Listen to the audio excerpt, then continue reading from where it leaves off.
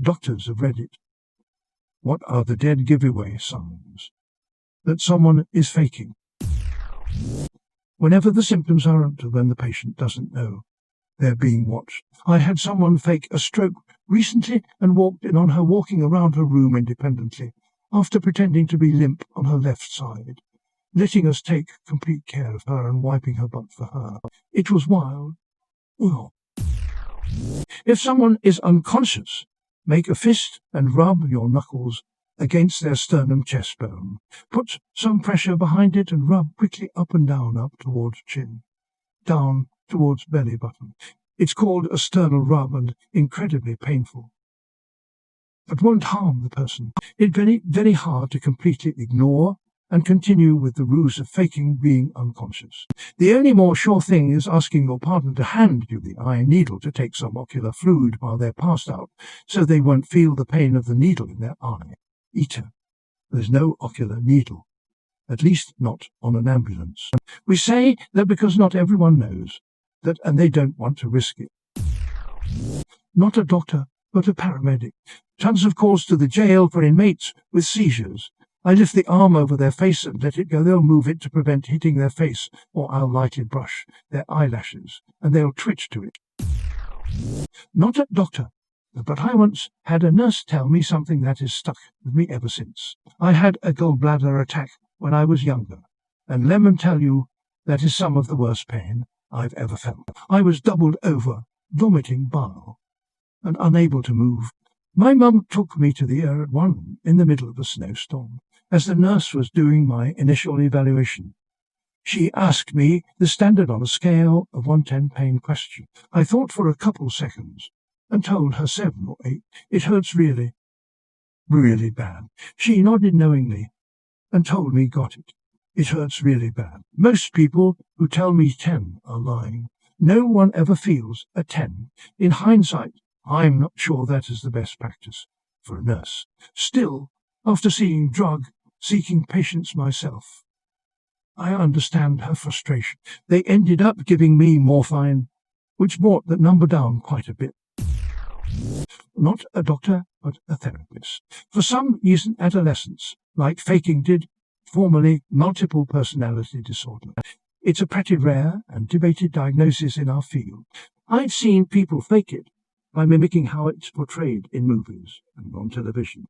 Red flags are them telling you I have multiple personality disorder and, of course, not meeting the actual diagnostic criteria. Some people feel like the common diagnosis aren't big or special enough to accurately represent their struggles, so they cosplay something worse. Whatever you're working through is a big deal to us. If you feel like you have to fake or exaggerate your symptoms for your therapist, consider finding a different therapist.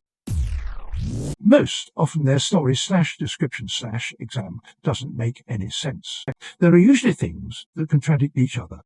Abdominal pain is generally easy to tell when people are faking it. For example, I will press with my stethoscope instead of just listening. They don't respond to the pressure, but will when I use my hands instead. Sometimes I'll ask them if they're experiencing a symptom that will rule out a diagnosis or make it less likely, and many times they think I'm asking it to support their supposed issue, so they will say they have it. Most of the time people aren't faking, but just blow their symptoms out of proportion. If someone is truly unconscious, their thumb always wiggle. Just say that out loud to yourself. Still sometime in officially becoming a doctor, but have been taught watch out for colon.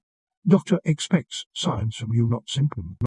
People who Google diseases often tell symptoms that they shouldn't be aware of, refusing blood work, exaggerating your condition description, not matching their history. Around public holidays, long weekends, suspicion is always increased.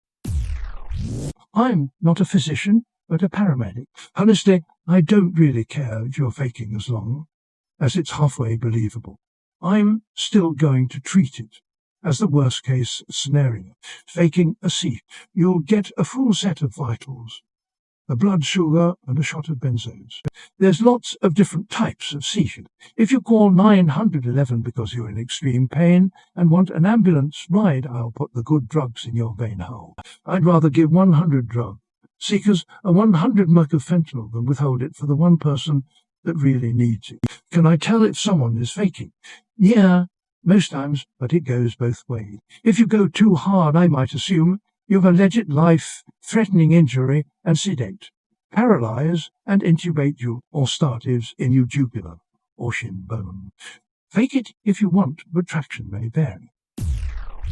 As a patient, it's apparently very sus if you say you don't want an oxy script. Like some shit happened, Doc started filling one out for me, and I told him not to bother, since I wouldn't fill it. He got annoyed and said he wouldn't prescribe anything strong. I got annoyed and said I didn't ask for anything strong. For fucked reasons. Oxy/hydro/codeine don't work for me. Advil literally does more for me than any of those. So I'll just take ibuprofen. But apparently the way I phrase that makes doctors think that I'm asking for better meds instead of explaining that I'm just not going to bother with the worthless ones that they default to.